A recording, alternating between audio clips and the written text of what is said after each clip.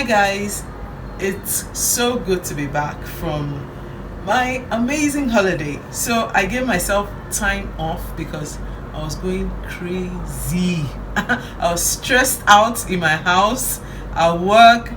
I ran away and it was so good. Me time, and I had time to rest, pray, think, plan, play, and then it was my birthday. Happy birthday! And my friend took me out and I just had an amazing time. So back to work, back to the grind. So but it's so good to be back to work. And let me say something quickly about work, okay? Because I realized that yes, I was loving my holiday and all of that, but at some point I started missing work, which sounds crazy, but that only happens when you love what you do.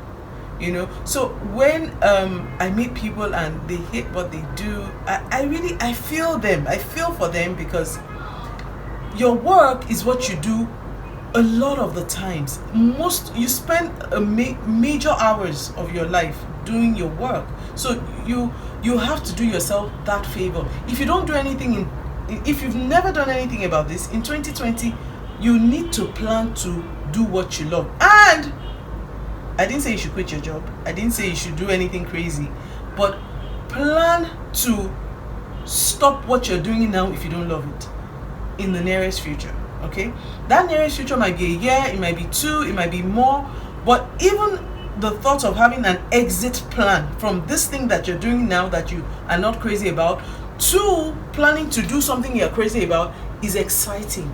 Even that excitement will keep you going where you are now. Anyway, that's not that I just dropped that for free. So let me talk about my holiday again. Okay, so let me tell you some of the things I did. So I rested, I slept like crazy, nobody to disturb me, and I planned, okay, because I remember when I got there, I didn't even, so when I began to think, I'm like, okay, let me set my goals.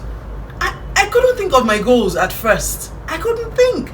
Not that I didn't have goals or I didn't have things that I had planned, but see, when you are tired, your brain doesn't even work the way it should. So for the first few days, I couldn't even process properly until I'd rested really well. And then my goals began to pop up, things began to come, and even the things I didn't plan for began to come, and things began to take shape, and that was such a beautiful feeling. So I took time to plan, think first, rest first, think, pray, plan, and then I was now able to determine what my goals should be.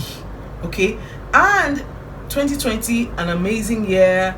I'm so excited. First, it sounds really good. 2020, it sounds cool, and then this talk of, okay, new year, the next 10 years, a new decade, all of that, it's an exciting time, and it's a good time to start afresh, to plan for the future, especially if you're like my age. You better be planning, so I did all of that. So I came up with what I thought my goals should be, for 2020 and for the next 10 years.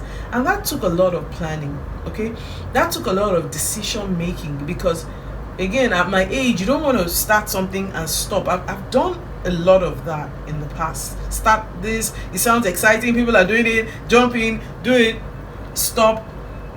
That was good. Okay, I'm done with all of that. So I needed to be sure that if this is what I'm saying I want to do, then I'm all in, and I'm in for the long haul, not start and stop. So I did set my goals.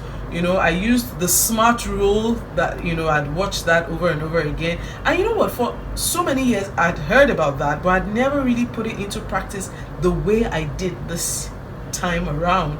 I was very specific. Okay, because again, I just think that I don't have so much time to be beating around the bush. I don't have time for mini mari mo. I was specific, about my goals this time around. I did my time. I measured it. I'm like, okay, what can I achieve within this time? The A, what's the A? The S is being specific. M, measurable. A for what is the A? What is the A? Somebody help me. Okay. Anyway, I got to the T, the timeline, and I struggled with that a bit because my personality, I like to do things really quickly. But again, I've learned that you don't, it's not everything you can achieve very quickly. So I had to break down my goals into 1 year goal, 2 years, 5 years, and 10 years. And that took a lot of work. That took a lot of searching within and saying, okay, is this really what I want? Is this taking a 10-year decision, just sitting down, is not play, truly. And that's why when people say, oh, you have your goals, it's not a play thing. You have to really sit down and do it very well. Anyway, so I set my goals, and then so when I was done with my goals, then I started the vision part, the vision board part, and that is so exciting. And I can't wait to show you my vision board. Oh my god, I can't show you all because I have this personal one. Oh my god, that one is just under wraps, but I have this other one that is so exciting, and there's been a lot of talk online about goal setting, vision boards, and all of that, and it's just so interesting because for me, and for the religious crowd, okay, I think this issue of vision boards and goal setting has been on since okay, but like I said in one of my write-ups, we know they hear what, otherwise the goal setting and visualizing vision boards is nothing really new, okay, but it's good. It's a good thing to do. So I have set my goals, I've done my vision board, which I'll show you at some point, and it's been amazing. So let me talk about one of my goals, okay, for 2020 and for the next 10 years. So I've been in retailing for 20 years now. Oh my god, I'm not sure that sounds really good because that makes me feel old. Anyway, so I've been in retailing for about 20 years now, buying and selling, and it's been amazing. It's been awesome just seeing the progress that I've made. So, and I encounter people all the time. People ask me, how did you do it? How have you done it? People ask so many questions that I'm always surprised at the things people don't know, especially when I give the answers to the question, and they're like, I see the shock, I see the surprise, and I'm like, oh, okay, I thought everybody knew that, and I'm always surprised to find out that what I take casually or what I think is simple, most people don't even know it. Most people can't even do it. So one of the goals I set for myself is to teach people what I've learned in 20 years of retailing, fashion retailing, and just retailing generally, because I realized that the same skill set you need to sell clothes is the same you need to sell mobile phones, is the same you need to sell just about anything, so this is one of my major goals, to make sure that already I teach students in schools about entrepreneurship, buying, selling, marketing, financial intelligence, all of that, all the things I have learned the hard way, along the way, in the course of my doing business. I teach, some students in different schools, in Abuja, but I also decided to expand my audience to other people, to teach them, more so based on the questions I get every now and then when I go out, when I'm in church, when I go to different people meet me and like, okay, this is what I've tried to do, but it didn't work. This is where I failed. This is my challenge. How can I be better? And even now, in the course of running the business, maybe my manager meets me and she says, oh, okay, this is the challenge we're having, and I just give a simple answer, and they do it and it works. And I realized that simple answer took me 20 years to learn.